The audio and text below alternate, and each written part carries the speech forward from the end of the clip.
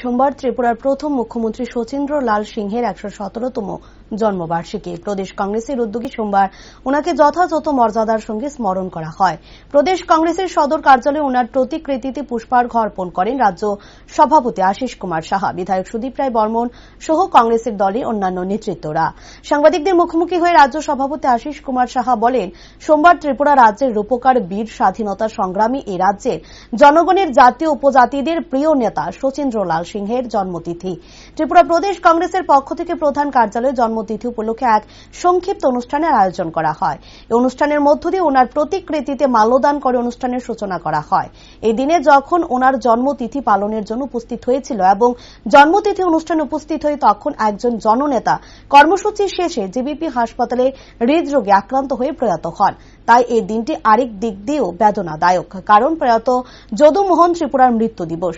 ধারাবাহিকভাবে এটি পালন করে আসছে। একইভাবে সোমবার বিকেলে ও ওনার মৃত্যু দিবস পালন করা হবে বলে জানান তিনি।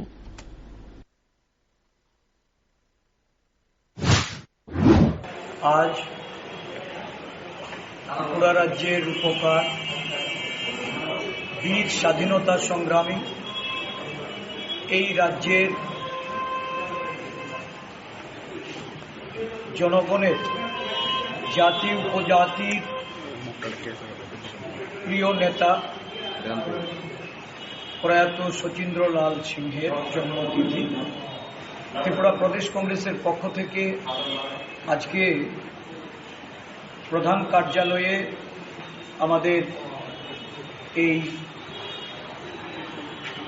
জন্মতিথি উপলক্ষে যে সংক্ষিপ্ত অনুষ্ঠান, এই অনুষ্ঠানের মধ্য দিয়ে ওনার প্রতিকৃতিতে মাল্যদান করে আমরা অনুষ্ঠানের সূচনা করি। আজকের দিনে আমরা যখন ওনার জন্মতিথি পালন করার অনুষ্ঠানে উপস্থিত হয়েছিলাম এবং ওনার জন্মতিথি অনুষ্ঠানে অংশগ্রহণ করে আমাদের একজন উপজাতি নেতা, যিনি এই রাজ্যের আদিবাসী জনগোষ্ঠী কাজে নিজেকে নিয়োজিত করেছিলেন। কর্মসূচির শেষে দুপুরে আমরা খবর পাই যে উনি জিবি হাসপাতালে হৃদরোগে আক্রান্ত হয়ে প্রয়াত হয়েছেন। তাই আজকের দিনটি আমাদের কাছে আরেক দিক থেকে বেদনাদায়ক।